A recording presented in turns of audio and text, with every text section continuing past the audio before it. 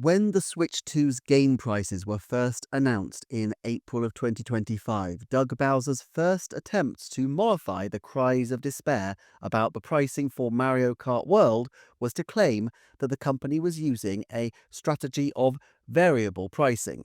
In truth, the company had for a long time used a wide range of prices, but I think at this point, as more game prices are surfacing, we are starting to see the breadth of Nintendo's pricing offer a bit more clearly, and I think we're now in a position to start answering the questions of what exactly Nintendo's pricing policy seems to be.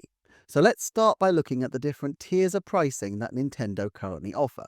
I should note that I will be including both full games and DLC, as I believe that in many respects, and for reasons I'll get into, there is a similar rationale governing the pricing of both of these.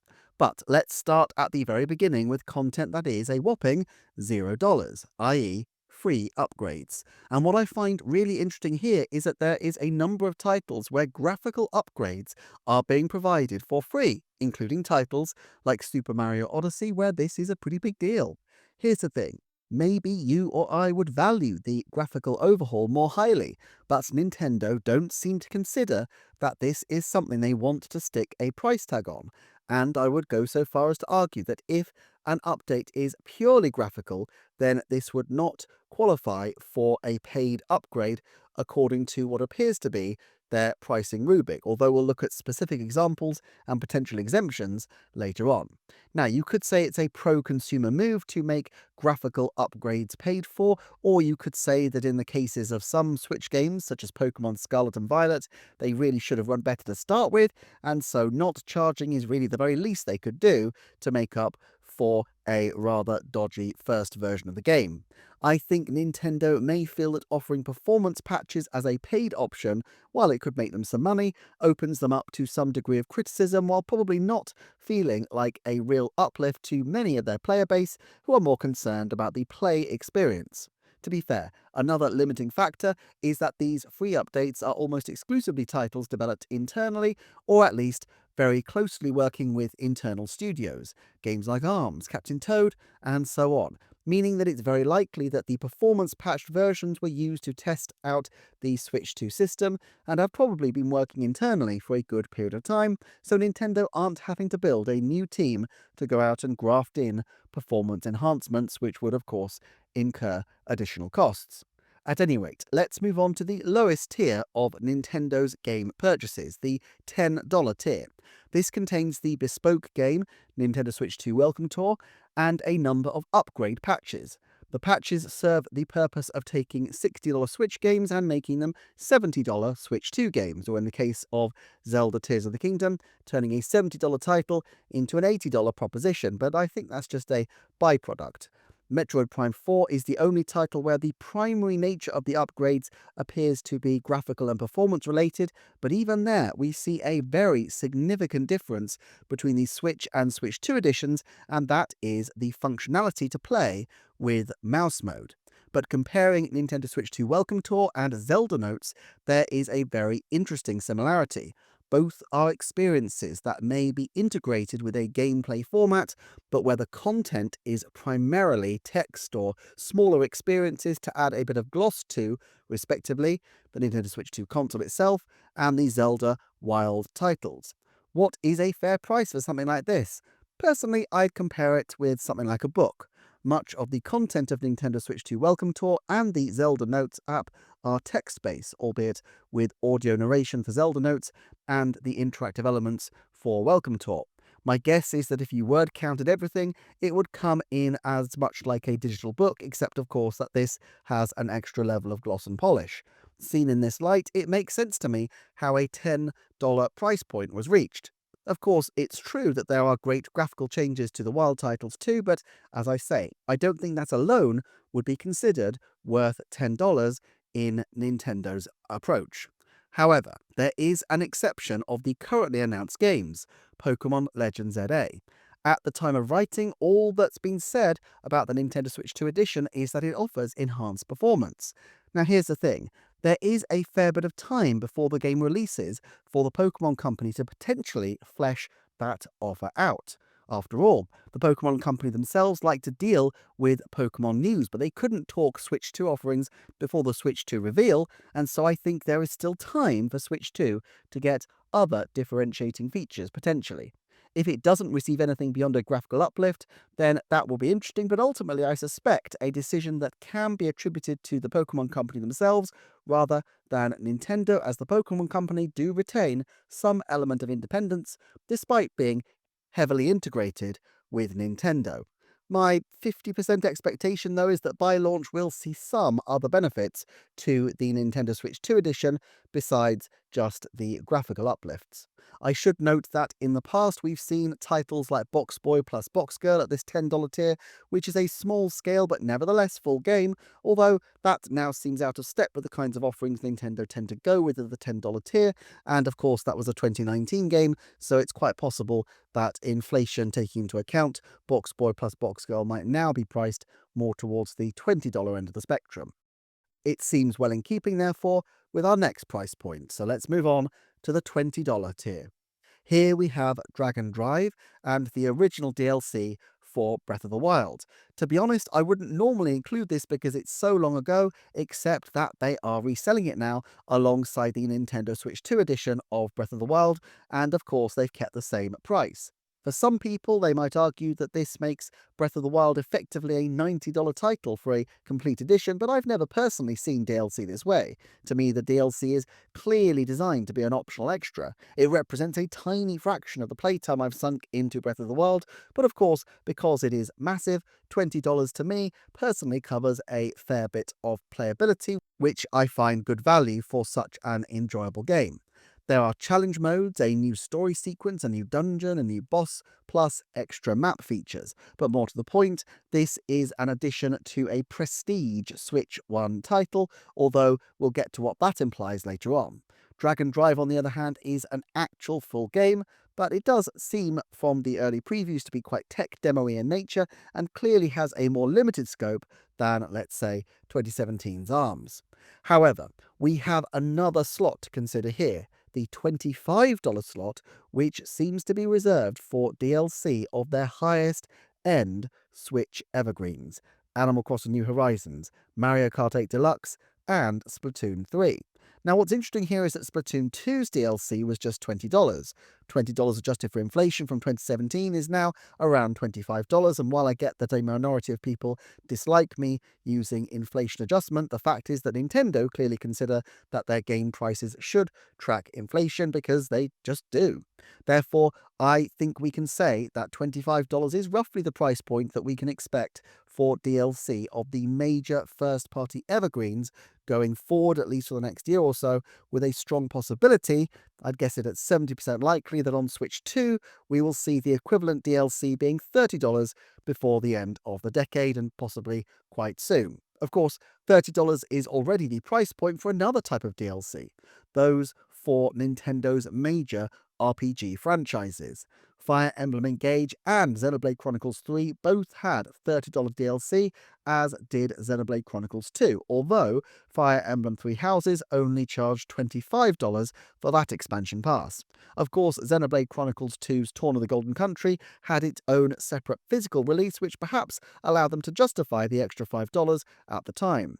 In general, I would expect future Fire Emblem and Xenoblade Chronicles games to stick at $30 or an inflation-indexed equivalent, perhaps $35. I still find it interesting, though, that the DLC packs are given such subtly differentiated pricing, and in some respects, it's actually the reverse of what you might expect. The hugest titles are cheaper than the niche RPG ones, and it's even stranger when you consider that both Animal Crossing New Horizons and Mario Kart 8 Deluxe have DLC available through the expansion pack, so raising the base price would make the expansion pack seem an even more attractive deal. Of course, because these games are evergreen, they're going to have a larger proportion of casual players who might jump aboard the DLC if the price is right, but aren't necessarily as likely to do so. A slight dip in the price could therefore potentially lead to a larger uplift in take-up of the DLC, as these people would be more price sensitive. With more core game offerings like Xenoblade and Fire Emblem, it's a different matter, and Nintendo need the higher price to cover for the potential low sales. They're relying on that intense and devoted fan base. This might also explain the differential pricings of the Smash DLC. One assumes that the first DLC at $25 was likely to sell better than the second, and so as the number of potential adopters shrank, so the price increased to $30 to presumably keep a similar level of profitability. All on the assumption, of course, that people don't balk at the price, but if you've gone for one DLC set, the chances are that a $5 difference won't put you off the second if you are in any way in the market for it at all. At any rate, that's why, even though in pure cash terms the pricing of the Fire Emblem and Xenoblade Chronicles DLC suggests that the DLCs are the value of about half the content of the core title, which is definitely not the case for most people, given that these are optional extras, bespoke storylines, it seems fair, I guess, for Nintendo to charge a little bit more. After all, it's likely that fans who jump on the DLC will have sunk a much greater number of hours into the core gameplay than is standard. Now, $30 is also the level at which we see a number of smaller, casual games, including Nintendo World Championship and Everybody 1-2 Switch, coming out in recent years. The logic here appears to be that these are titles that are likely to be considered price sensitive, but still need to be put out in physical form, as they are the kinds of games likely to be picked up by casual players in stores. Unlike the new Splatoon, Xenoblade or Zelda, I doubt people are camping out waiting for a new 1-2 Switch or Nintendo World Championship game, and in both cases they kind of rely on large numbers playing early on, so the best way to ensure this was to communicate through price that this is a cheaper title that's still worth getting on board. It may also be a representation of the amount of content and the likely playability people may get. They must have been able to see how many hours people put into 1-2 Switch, and therefore were able to judge the value proposition accordingly. With Nintendo World Championship, it's possible, of course, that some really determined fans will love playing for hours and hours and hours and hours, but given that the core games have been around for decades, $30 seems like a good pricing slot to me. It will be interesting to see if Rhythm Heaven also fits into this slot when it releases next year. As it's still on the original Switch, I'd say there's a 50% chance it goes here, or if not, they might decide to push it to $40 if they really think there's a lot going for it, enough to push it into the higher category. I can't see Nintendo pushing the boat out too much more, given the lack of well-known IP and its smaller, more casual profile. It seems likely that when these sorts of games start coming to Switch 2, the price will be more like $40, but this seems a long way off at present, with the casual audience still being based on Switch and probably not graduating to Switch 2 for a fair old time to come. Now, I've addressed before that by far Nintendo's most mysterious price point is $40, home of Metroid Prime Remastered, an absolute top-tier remaster that's virtually a remake of one of the most celebrated and brilliant titles of all time. It still seems bizarre to me that this is a $40 title, whereas the likes of Donkey Kong Country Returns HD and Luigi's Mansion 2 HD are charging the full $60, but I have gone into this in a lot more detail elsewhere, so I will link this at the end and put it on the podcast afterwards for those who like to listen in that format. For our purposes here, I think we can assume that $40 is a rare slot for those games which Nintendo feels need a lower price point to remain competitive in the marketplace because, for whatever reason, people haven't been sufficiently engaged with the franchise at the higher price point. Did this work for Metroid Prime Remastered? Again, I'm not sure it did, and I've explored this elsewhere, but Nintendo is very Japan-centric in its thinking, and it may have judged that this pricing would allow them to penetrate the Japanese market more, where Metroid hasn't until now been sufficiently successful. I definitely don't expect to see $40 too often, or perhaps I should now say $50, as my guess is that this is going to be the equivalent price for Switch 2 of that kind of basement price range. I can't imagine there are many series which would benefit from this kind of price point, although perhaps Star Fox may be another one where lowering the price might encourage people to jump back onto the series and hopefully become lifelong fans. From here on out, I think the remaining price points though, $50, $60, $70 and $80, almost all involve a tug of war between several sets of competing considerations. One pair of considerations is the size of the game. Mega effort huge titles should be a higher price and smaller titles should be a lower price on broad principle. Another metric Nintendo seems to be considering, though, is the audience profile. Mario content should always, it appears from Nintendo's approach, be highly priced, as this is Nintendo's corporate icon and people will be more likely to pick up his games. More lesser known franchises, including Metroid and Donkey Kong perhaps, judging from the pricing of Bonanza, may be allowed more new entrant friendly prices. Therefore, at $50, likely to be $60 for games exclusive to Switch 2, we have titles that are in major franchises, but these are minor chord entries. I love Mario vs. Donkey Kong and WarioWare, but they're clearly in a different category of scale and content than, say, Mario Odyssey. If it weren't for these $50 games links to the Mario and, in the case of Detective Pikachu, the Pokemon franchises, I reckon that these games would have been priced at $60 and, going forward into the new system, $70.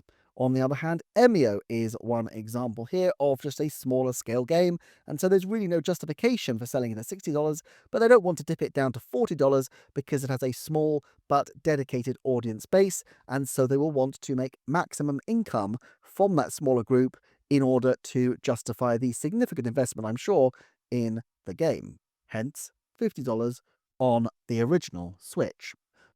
For most titles on Switch, though, Nintendo can comfortably go with $60 as a price point, and I expect $70 on Switch too.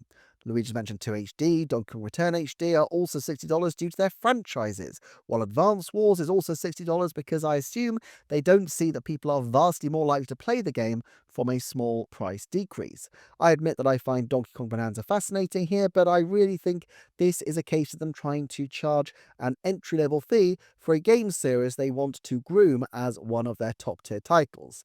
Being able to tout Donkey Kong Bonanza as one of the system's top sellers probably gives the game longer potential legs than if they priced it high, but people didn't jump on board. Ultimately, I think it's a good call, and I just hope that it causes people to jump aboard the new franchise with glee. However, we do have the case of those games which step into the top tier. Zelda Tears of the Kingdom had a bespoke cartridge, and this was used to justify $70, while Mario Kart World is $80, as well as a number of Nintendo Switch 2 edition titles which incorporate downloadable extras. So our $80 games now include Kirby and the Forgotten Land, Zelda Tears of the Kingdom, and Super Mario Party Jamboree. In the case of these titles, it's pretty simple to do the maths. They've taken the value of the DLC and just added it to the base game. I think this also gives us an idea of the scale of any Plus games we can expect, because I really don't think Nintendo want to break the $80 ceiling at the moment, and so any $60 Switch game has basically $20 worth of content to play with, or something in that broad window. This is where I could see potential DLC for Princess Peach Showtime and Super Mario Bros. Wonder, titles I've already said I expect to have Plus games in due course, being a little more limited as an affair than the $25 or $30 offerings for example, Animal Crossing New Horizons. And Kirby and Forgotten Land Starcross World will probably also give us a good insight into what a $20 DLC for a now $80 title will look like going forward. In general, this price point seems to be for those games capable of 8-figure sales and broad acclaim already. Mario Kart Smash, Animal Crossing Zelda, you know the type. Splatoon and Xenoblade will be very interesting from this perspective. I expect those sequel titles to push $80 on balance, but it wouldn't surprise me if they decide for those franchises they want to stick with $70 for at least the early years of the Switch 2 either. It largely depends on when the games come out, of course. Once Switch is discontinued as parallel releases of Switch and Switch 2 Edition stop, I would expect $80 to slide into the default category at the top of the pricing tree, and $70 to become a little bit rarer. However, Nintendo doesn't need to be in a rush to make this change, and it may be that they decide that a game like Xenoblade particularly could benefit from a slightly more accessible price. I have to say, from this survey it appears that Bowser may have a point about variable pricing, in that there are quite a lot of games in most categories and price points. Of course, Nintendo has always managed this to some degree, it's just that with the top pricing tier increasing, there appears to be more tiers than ever, and while I expect Nintendo to prioritise its full-scale, full-price retail offerings, perhaps the move towards digital could allow for a more flexible pricing structure even than the one we've been used to so far. For more on pricing, check out this coming up next. Otherwise, thank you so much for watching, and I shall see you next time for another Nintendo Forecast.